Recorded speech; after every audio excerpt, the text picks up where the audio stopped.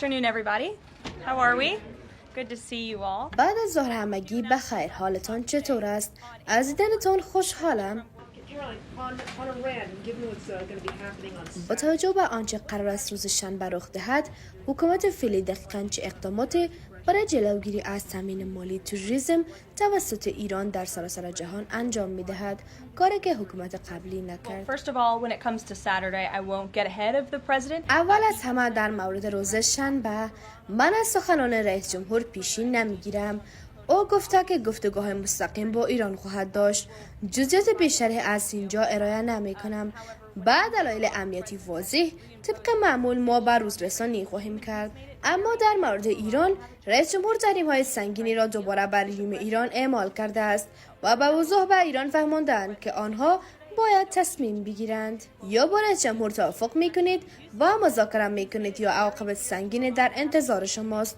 و همانطور که رئیس جمهور دیروز گفت، اگر ایران مسیر دیپلماسی و توافق را انتخاب نکند که ما معتقدیم به آن سمت میروند، پیامدهای جدی در انتظار خواهد داشت.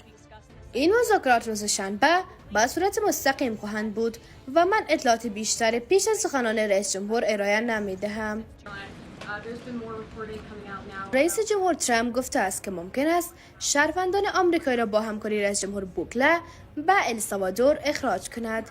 این از نظر قانونی چگونه ممکن است و چه تعداد افراد شامل این اقدام خواهند شد؟ رئیس جمهور این ایده را چندین بار به صورت عمومی و خصوصی مطرح کرده است. منظورتان ایده اخراج احتمالی شهروندان آمریکایی است، اما اینها مجرمان خطرناک و خشن هستند که چندین بار قوانین کشور را شکستند. رئیس جمهور گفته که اگر از نظر قانونی ممکن باشد و ما مطمئن نیستیم که این گونه باشد، او خواهان آن است که این صرفاً یک ایده است که مطرح کرده است برای شفافیت عمومی. رئیس جمهور امروز با قانونگذاران جمهوری خواه در کاخ سفید دیدار خواهد کرد تا درباره چارچوب بودجه توصیف شده در سنا صحبت کند. او به صورت حمایت خود را از بسته مصالحه سنا اعلام کرد و امیدوار است جمهوری خواهان مجلس نمایندگان نیز آن را تصویب کند. این بسته شامل وعده‌های کلیدی رئیس جمهور به مردم آمریکاست: کاهش مالیات، تامین امنیت مرزها، کاهش مقررات و تقویت انرژی آمریکا. او می‌خواهد این کار انجام شود و به همین دلیل امروز با قانونگذاران دیدار دارد. بله، همانطور که از دیگر مقامات شنیده اید، تاکنون حدود 70 کشور با حکومت تماس گرفتند. رهبران خارجی مایلند به واشنگتن پرواز کند و به طور مستقیم مذاکره نماید. این نشان دهنده قدرت چانه‌زنی رئیس جمهور است. جهان نیاز به تجارت با آمریکا دارد. در مورد اسرائیل دیروز نخست وزیر نتانیاهو بیانیه علنی صادر کرد. رئیس جمهور درباره تماس‌هایش با رهبران ژاپن و کره جنوبی صحبت کرده است.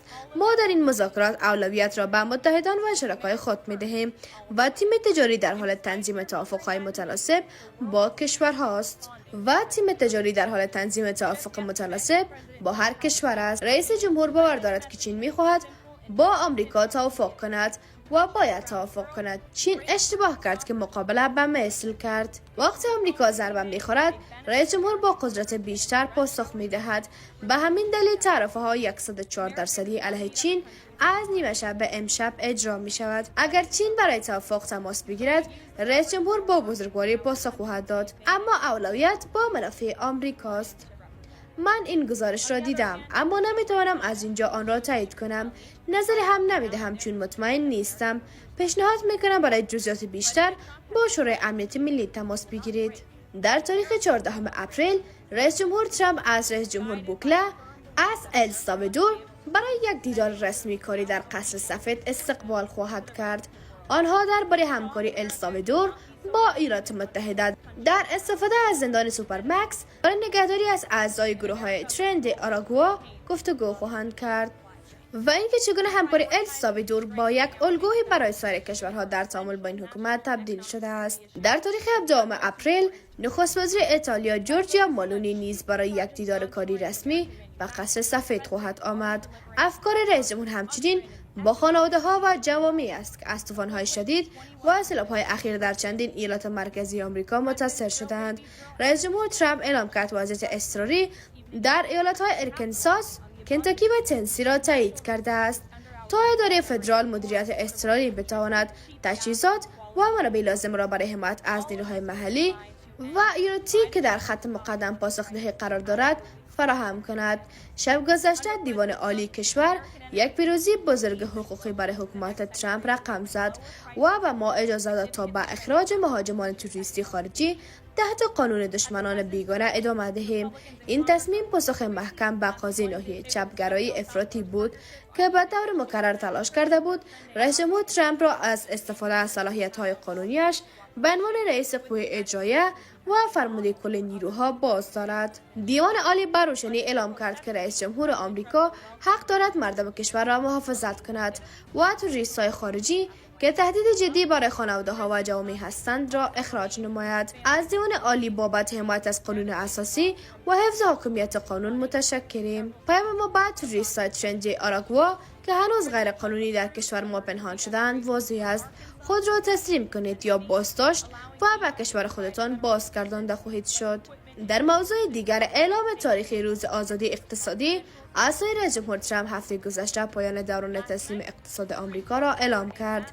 رئیس جمهور ترامپ دیگر اجازه نخواهد داد که کارگران و شرکت‌های آمریکایی توسط سیاست‌های ناعادلانه تجاری قربانی شوند. سیاست‌هایی که میلیون‌ها شغل پردرآمد را از بین برد و جوامع را خالی کرد.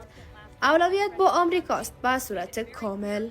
برخلاف ترس پراکنی و رسانه‌ها، جهان واکنش مثبت بر رویکرد رئیس جمهور نشان داده است. دیروز او در کاخ سفید با نخست وزیر اسرائیل بنیامین نتانیاهو دیدار دوجانبه داشت. نخست وزیر تعهد داد که فوراً کسر تراز تجاری آمریکا با اسرائیل را حذف و موانع تجاری را بردارد. رویکرد فعالان اسرائیل با الگویی برای بقیه جهان باشد. همچنین دیروز رئیس جمهور با نخست وزیر ژاپن گفتگو کرد که او نیز مایل به مذاکره است، اما امروز صبح با رئیس موقت کره جنوبی صحبت کرد. او به وزیر بسن و نماینده تجاری آمریکا جیم سون ماموریت داد تا این مذاکرات را آغاز کند. از زمان اعلام روز آزادی اقتصاد تقریباً 70 کشور با رئیس جمهور تماس تلفنی گرفتند تا مذاکرات را آغاز کند. کشورها برای اصلاح سیاست‌های ناعادلانه و باز کردن بازارهای خود بر روی آمریکا در رقابت هستند. چرا؟ چون این کشورها برای رئیس جمهور ترامپ و قدرت عظیم بازار آمریکا احترام قائلند. کشورها برای رئیس جمهور ترامپ و قدرت بی‌نظیر بازار آمریکا احترام زیاد قائلند که در دهه‌های گذشته از راه تحمیل محصولات خود با موانع غیر پولی غیر منطقی ثروت کلانی به دست آوردند و صنایع آمریکایی را از بازارهای بیرون راندند. اما دیگر بازی تمام شده است. رؤسای جمهور قبلی آمریکا تنها نظاره‌گر بودند، ولی رئیس جمهور ترامپ برای کشور ایستاد و گفت بس است دیگر. پیام رئیس جمهور از آغاز ساده و روشن بوده است. کشورها باید بهترین پیشنهادهایشان را ارائه کند و او گوش خواهد داد. هیچ معامله بستن نخواهد شد مگر اینکه برای کارگردان آمریکایی سودمند باشد و با معضل کسری تجاری شدید کشور رسیدگی کند.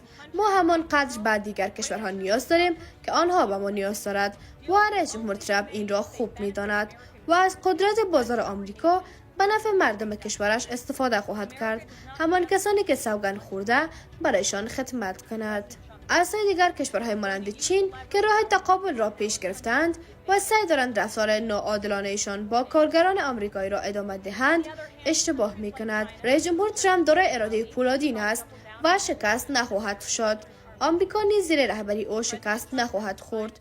او به این باور راسخ هدایت می‌شود که آمریکا باید بتواند منابع حیاتی خودش را تولید کند و به دنیا نیز صادر نماید. آمریکای قدرتمند نمی‌تواند تنها وابسته به کشورهای خارجی برای غذا، دوا و مواد معدنی حیاتی باشد. همچنان آمریکا باید زنجیره تامین دفاعی قدرتمند را همیشه حفظ کند. تمرکز مجدد و تقویت تولیدی یک مسئله اساسی در امنیت ملی و اقتصادی است که برای رئیس جمهور ترامپ اولویت مطلق دارد. با تمرکز روی بازگرداندن تولید به داخل آمریکا، رئیس جمهور در حال تحقق وعده‌اش برای ایجاد یک عصر طلایی اقتصادی است. به گزارش روز جمعه مشاغل توجه کنید. اقتصاد آمریکا برای دومین ماه پیاپی فراتر از انتظارات عمل کرد. 228,000 شغل به بازار افزوده شد. تقریباً 100,000 شغل بیشتر از پیشبینی اقتصاددانان. این چهارمین ماه پررشد اشتغال بخش خصوصی در 2 سال گذشته بود. شاهد افزایش قابل توجه در اشتغال بخش ترانسپورت، ساختمانسازی و انبارداری نیز بودیم. در عرض تنها 11 هفته رئیس جمهور ترامپ بیش از 1.5 تریلیون دلار سرمایه گذاری کرده است. از بخش خصوصی تامین کرده است 0.5 تریلیون دلار بیشتر از آنچه جو بایدن در تمام دورش انجام داد. این سرمایه گذاری بی سابقه باعث ایجاد حدود 350,000 شغل آمریکایی خواهد شد و همچنین در حال افزایش است. اگر تمام تعهدات سرمایه گذاری از سوی دولت خارجی را جمع بزنیم، رئیس جمهور ترامپ در مجموع 5 تریلیون دلار سرمایه گذاری را تامین کرده است. در ماه‌های آینده برنامه اقتصادی پرشتاب رئیس جمهور به طور کامل محقق خواهد شد. بزرگترین تلاش برای کاهش مقررات در تاریخ آمریکا در جریان است. مقررات اضافی پیچیده و پرهزینه هر روز توسط حکومت فدرال، این باعث کاهش هزینه ها و افزایش چشمگیر در کسب و کار کوچک شده است. تاکنون این تلاش های مقررات زدایی بیش از 180 میلیارد دلار صرفه‌جویی برای مردم آمریکا داشته که برابر با 2100 دلار برای هر خانواده 4 نفری است. برنامه انرژی رئیس جمهور به نام هوفاریکون امشب در تالار شرقی کاخ سفید تشریح خواهد شد. این برنامه از منابع طبیعی فراوان زیر پای ما استفاده می کند تا برق ارزان و مشاغل با کیفیت تولید شود. همه اینها به بحران هزینه های زندگی که در زمان بایدن خانواده ها را له کرده پایان خواهد داد. زیر رهبری رئیس جمهور ترامپ، صنعت انرژی آمریکا در قرن آینده رهبری جهان را به عهده خواهد گرفت با قیمت‌های پایین‌تر و قدرت اقتصادی بیشتر برای کشور. بر اساس دستور رئیس جمهور، جمهوری خواهان در کنگره به سرعت کار می‌کند تا یک لایحه بزرگ و زیبا تصویب کند که شامل بزرگترین کاهش مالیاتی در تاریخ آمریکا خواهد بود. رئیس جمهور گفته است که مجلس باید فوراً این بودجه را تصویب کند و حالا در کرسی رسانه‌ای جدید خبرنگار کاخ سفید برای نوتس حضور دارد. نوتس یک رسانه خبری غیر انتفاعی و غیر حزبی است که در اوایل 2024 راه اندازی شده است و از آن زمان میلیون ها خواننده در سراسر کشور را جذب کرده است. هدف این رسانه اطلاع رسانی و آموزش نسل بعدی خبرنگاران سیاسی و سیاست گذاری است و با رسانه های ایالتی نیز همکاری می کند تا آگاهی محلی از فعالیت نمایندگان در واشنگتن دی سی افزایش یابد. تشکر. Beautiful, clean coal industry in this country, which is a reliable energy source also for AI. There's a great story in Bloomberg today, actually, about the executive order that will be signed later. So we'll see you all there. I'll let the president speak more. We'll see you later. Thanks, guys.